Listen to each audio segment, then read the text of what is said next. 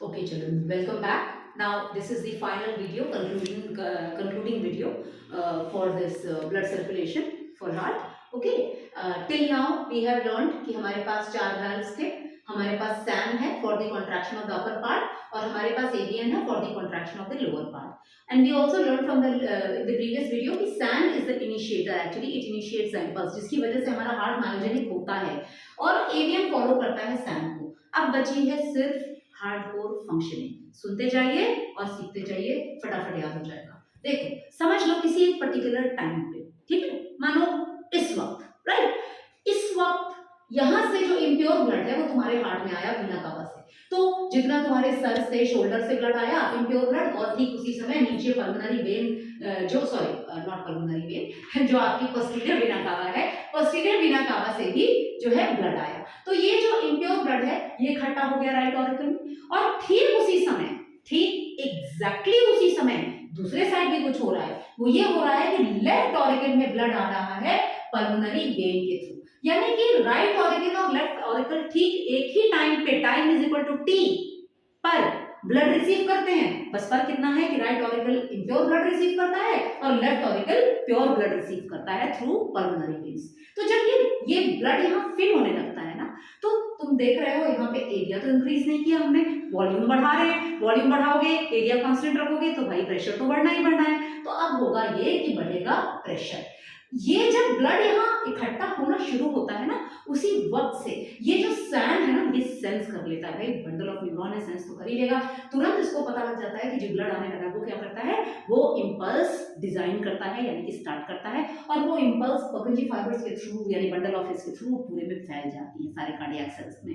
तो जो cardiac muscle cells होते हैं ना, वो कॉन्ट्रैक्ट करते हैं. अच्छा, अब इसी समय पे ये जो सिग्नल है ये हमारे वेल्व्स को भी मिलता है, और ये प्रेशर जो ब्लड का आता है ना, जिसकी वजह से हमारा एरिया, अब क्या है ना, देखो ये वेल्व कुछ इस तरीके से होते हैं और ये नीचे की ओर मूव कर सकते हैं. तो मैंने तुमको बताया कि कॉर्डा टेंडिना नाम की मसल्स होती हैं. तो जो सैम के इंपल्स है ना, वो इन मसल्स को कॉन्ट्रैक्ट करा देती है. तो हमारे वेल्व्स ऐसे होते हैं, ये वेल्व्स, और ये नीचे की ओर ऐसे खुल जाते हैं. मतलब कुछ कुछ ये वेल्व्स इस तरह से खुलने लगते हैं ऐसे, और ऊपर से जो ब्लड होता है नीचे आ जाता है, इधर से वो ब्लड इधर आ जाएगा. अच्छा, ब्लड पूरा का पूरा नहीं आ जाता है, ऐसा नहीं है कि पूरा का पूरा खाली हो जाएगा. ये उतना ही ब्लड आएगा, 30-40% जितना ब्लड एक्स्ट्रा है इसमें, ठीक है, जितना ज्यादा है. जो प्रेशर को, जैसे ही प्रेशर रिलीज होगा तो ब्लड रुक जाता है. तो फिलहाल जब ये ट्राइकस्पिड और बाइकस्पिड वाल्व्स ये पूरे कॉन्ट्रैक्शन की वजह से ओपन होते हैं, तो ये ब्लड नीचे आता है राइट वेंट्रिकल और लेफ्ट वेंट्रिकल में. तो फिर time is equal to t+1, यानी कि ठीक उसके बाद आप देखोगे एक साथ ब्लड आएगा. ब्लड अलग अलग चारों चेंबर्स में नहीं आता, ऊपर के दोनों चेंबर्स में एक साथ आता है, नीचे के दोनों चेंबर्स में एक साथ आता है. जब ये ब्लड यहाँ गिरता है ना, तो अपने आप ये जो वेल्व्स ओपन हुए ना बच्चों, ये दोबारा बंद होते हैं. तो जब ये ओपन हुआ, क्योंकि मसल्स कॉन्ट्रैक्ट कर रही है इसलिए वो ओपन हो रहा है, और बाय डिफॉल्ट तुम एक बात समझ लो, जो मसल कॉन्ट्रैक्ट कर रही है वो रिलैक्स भी करेगी. तो जब वो रिलैक्स करेगी तो ये वापस से बंद हो जाएगा. तो जब ये बंद होता है ना, तो आवाज आती है खट. ये होती है वो आवाज जिसको हम कहते हैं फर्स्ट साउंड ऑफ हार्ट, जो होता है लब. मतलब नॉट दैट धक धक थिंग.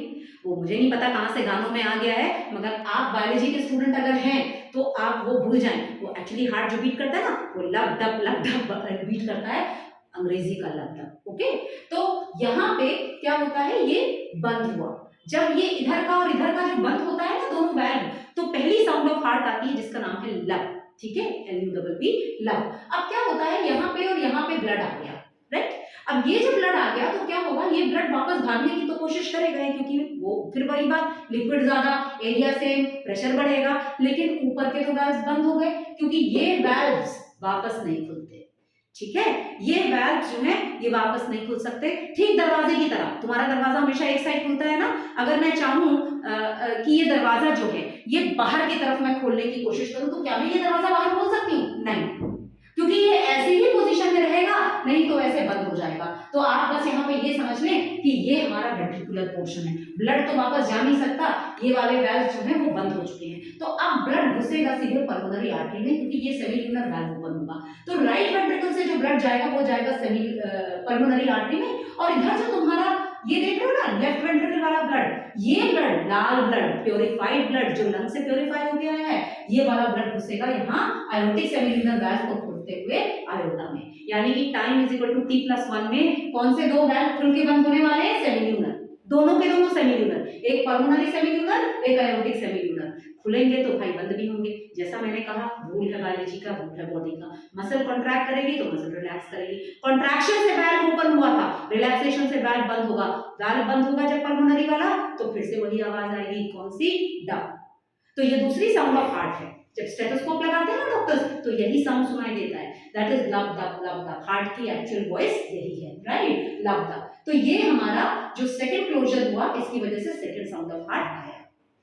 आयोटा में जो ब्लड आया वो ब्लड नीचे चला जाएगा। अब ये नीचे यहाँ वैसे मेरे पास तो जगह नहीं है, वॉल है, मगर फिलहाल आप समझ लीजिए कि आपके यहाँ पे आयोटा जब निकलता है तो बहुत सारी आर्टरीज, और बहुत सारी आर्टरीज को कहाँ लेके जा रही है? बॉडी के पार्ट्स में लेके जा रही है, जहां जहां ब्लड देना है, क्योंकि ये ऑक्सीजनेटेड ब्लड है तो भाई तो वो तो ऑक्सीजन ही बांटने जा रहा है। फिर उसके बाद जब वो टिश्यूज में ऑक्सीजन दे देगा, CO2 कलेक्ट कर लेगा, तो फिर से वो वेन को ज्वाइन करने के वापस आएगा। तो यहाँ बॉडी टिश्यूज इमेजिन कर लो, आयोटा से आर्टरीज उसमें जा रही हैं और वहां से वापस जो निकल रही है वो है वेन्स। और जैसा मैंने अपने फर्स्ट या सेकंड वीडियो में शायद बोला भी था आपसे कि सारी वेन्स धीरे धीरे जाकर के इस पोस्टीरियर वेना कावा को नीचे से जाकर के कनेक्ट करेंगी और फिर वो अपने डीऑक्सीनेटेड ब्लड को उसमें एम्प्टी करेंगी। क्यों बॉडी टिश्यू से निकलने वाला ब्लड डीऑक्सीनेटेड है भाई?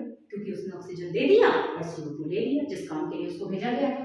तो फाइनली एक सर्कुलेशन हम ये देख रहे हैं कि आयोटा से ब्लड निकल रहा है, वो है ऑक्सीजनेटेड, बॉडी टिश्यूज में जा रहा है और फिर वो डीऑक्सीनेटेड ब्लड वापस से कलेक्ट होकर के हार्ट में जा रहा है। यानी हार्ट, बॉडी टिश्यू और एक तरफ आयोटा और एक तरफ वेना कावा। इसको कहते हैं, एक ये बड़ा चक्कर है हार्ट का, है ना, बड़ा ब्लड का सर्कुलेशन है, जिसको हम कहते हैं सिस्टमिक सर्कुलेशन। ठीक है। और एक सर्कुलेशन तुमने इधर भी देखा, वहां देखो जरा, राइट वेंट्रिकल से पल्मोनरी आर्टरी द्वारा ब्लड गया लंग्स में और लंग्स से पल्मोनरी वेन के थ्रू ब्लड आया लेफ्ट ऑरिकल में। एक सर्कुलेशन छोटा सा, और देखो ये सर्कुलेशन क्या कह रहा है? ये सर्कुलेशन कर रहा है प्योरिफिकेशन का काम। इसको कहते हैं पल्मोनरी, क्योंकि तुम देख रहे हो ना बार बार पल्मोनरी पल्मोनरी, तो पल्मोनरी नाम ही दे दिया, पल्मोनरी सर्कुलेशन। तो पल्मोनरी सर्कुलेशन हार्ट और लंग को इन्वॉल्व करता है और सिस्टमिक सर्कुलेशन हार्ट और बॉडी टिश्यूज को इन्वॉल्व करता है। और एक बात, एक बोनस पॉइंट यहाँ याद रखिए, क्योंकि ये आपका हॉट्स में आ सकता है। जो पल्मोनरी सर्कुलेशन होती है ना, ये होती है प्योरिफिकेशन के लिए, इसका पर्पस होता है प्योरिफिकेशन। और ये जो होती है सिस्टमिक, ये होती है डिस्ट्रीब्यूशन के लिए, ये होती है आपकी डिस्ट्रीब्यूशन। कभी बाय चांस कहीं फंक्शंस पूछ ले गए और या नहीं भी आया तो आप अपनी तरफ से बता सकते हैं, it will always add to your answer. ये जो दो टाइप ऑफ सर्कुलेशन है, ये डबल सर्कुलेशन बनाते हैं। अब एक बात फिर अगेन एक फ्रेज यहाँ पे आपको जोड़ना है अपने दिमाग में, एक न्यूरॉन को खाली करिए, उसमें स्टोर कर लीजिए। वो ये है कि डबल सर्कुलेशन कहते क्यों है ह्यूमन सर्कुलेशन को? We call human circulation as double circulation because blood passes twice through the heart. Once during pulmonary circulation for purification purpose and secondly during systemic circulation for distribution purpose.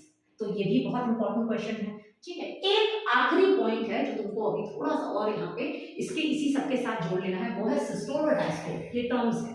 ठीक, systole का मतलब है, मैंने लिख रखा है देखो कॉन्ट्रैक्शन, डायस्टोल का मतलब मैंने लिखा हुआ है रिलैक्सेशन। सिंपल है यार, देखो ये जब ऑरिकल्स कॉन्ट्रैक्ट करती हैं तो हम उसको सिस्टोल कहते हैं।